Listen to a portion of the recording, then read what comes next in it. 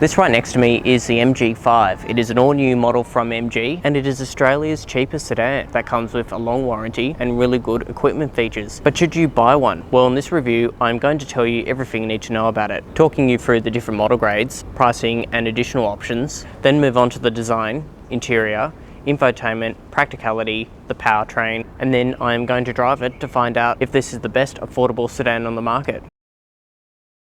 Let's start this video talking about a brief overview about the MG5. In terms of rivals, it competes with the Hyundai i30 sedan, which is a little bit more expensive, as well as the Kia Cerato sedan and the Mazda 2 sedan. And the MG5 is available in two model grades, starting at $24,990 for the base model Vibe variant, and that comes with a 1.5 naturally aspirated 4-cylinder engine with a CVT. And the second variant, which is the one in the video, is called the Essence, and this is priced from $28,990, and not only it comes with a few more options, it also comes with a more powerful turbocharged engine with a dual clutch gearbox. And in terms of options, there are 6 colours to choose from. White and yellow are a no-cost option, and the others will set you back $700. And lastly, whilst we're talking about pricing, do you need finance? Well, head over to driver.com.au. They are designed to get you the best personalised rate for you, comparing the best deals with no impact to your credit score, and there are no hidden fees, and the whole quote can be done online within minutes. Let's now move on to the design. So this particular example is finished in black pearl metallic, and up the front you have a pair of LED headlights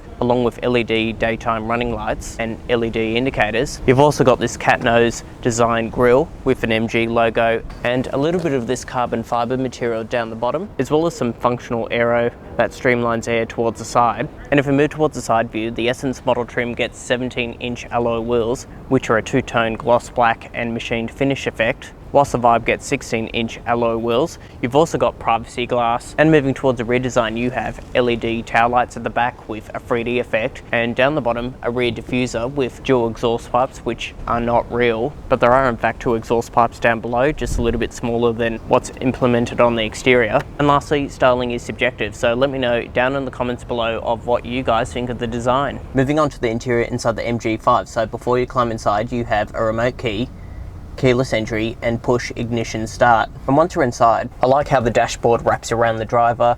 I also like this design along the passenger side. It does feel like MG have gone to a lot of effort making this cabin feel premium. And in terms of build quality, you do have soft elbow padding on the doors. The armrest is soft to the touch. However, on top of the doors, hard plastic, even on the dashboard as well, along here and along here.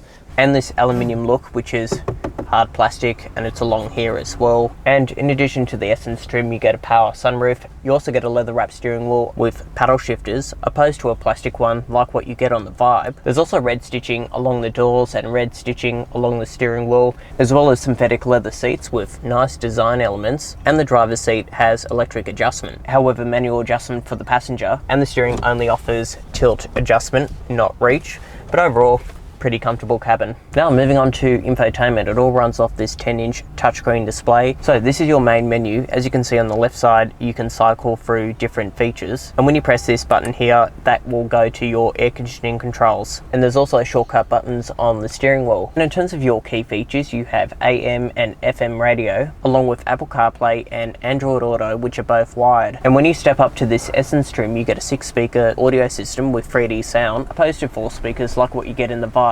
And that brings me on to safety. So on this Essence trim, it receives a 360-degree camera with multi-angle views, as well as a 3D mode, so you can cycle through different angles around the car. Otherwise, standard safety features include a rear view camera with rear parking sensors, as well as forward collision warning, which alerts you if you're about to have an accident, as well as cruise control and 6 airbags. And moving towards the driver's display, you have a digital instrument cluster with your speed and rev counter on either side, and overall it shows you a lot of information when you cycle through the different menus like fuel consumption, some sporty functions as well like dynamic driving management. And lastly, moving on to practicality, we'll start with the glove box.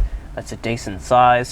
You've also got a sunglasses holder up the top here, decent center storage that goes down pretty deep, as well as 2 small cup holders in the center, decent storage on the doors as well, along with 2 USB-A charging ports and a 12-volt socket. Okay, moving on to the back seats inside the MG5. I am a full-size adult and I have this front seat set in my driving position, and as you can see I've got good knee room, good toe room and decent headroom.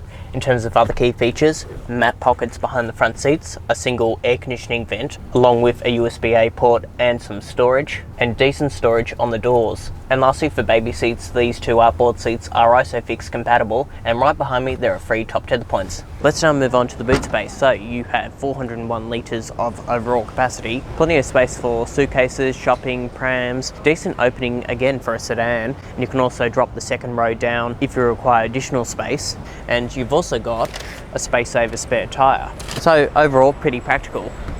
Let's now move on to the powertrain. So this Essence trim gets the punchier 1.5 litre turbocharged 4-cylinder engine, and it's paired to a 7-speed dual clutch gearbox. And this engine produces 119 kilowatts and 250 newton meters of torque, whereas the entry model Vibe grade gets a 1.5 naturally aspirated 4-cylinder engine paired to a CVT gearbox. And in terms of fuel consumption, MG claims this turbocharged variant produces 5.9 litres per 100 and 5.7 litres for the naturally aspirated. Okay, driving the MG5, what is it like in this Essence grade with the turbocharged engine? We're going to start with parking. So you've of course get the surround view camera, good visibility, decent wing mirrors. The rear window is a little bit small, but overall it is a pretty easy car to park.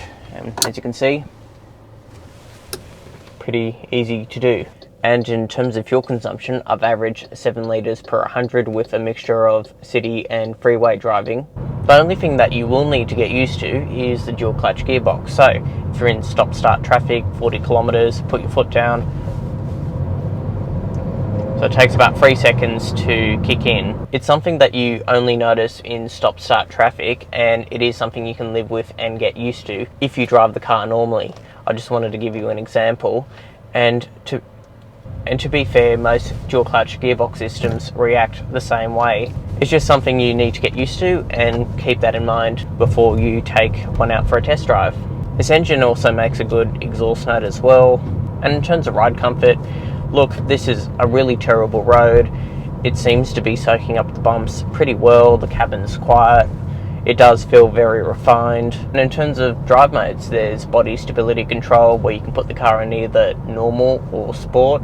And you can also change the steering feel, urban, normal, and dynamic. Dynamic obviously makes the steering a lot more responsive, gives it a bit more weight, but for the most part I've just kept it in normal, and I think that is the perfect steering setting for this car. So what is my final verdict on the MG5? Well, it offers a pretty compelling package because it is spacious for a sedan as well as comfortable, nice to drive if you go for this turbocharged engine with the DCT gearbox. It doesn't have all the active safety gear like what you would find on other competitors, but overall if you're looking for an affordable sedan, I think in Australia this is your best option. So I hope you enjoyed the film. Please like, share and subscribe, and I'll see you in the next video.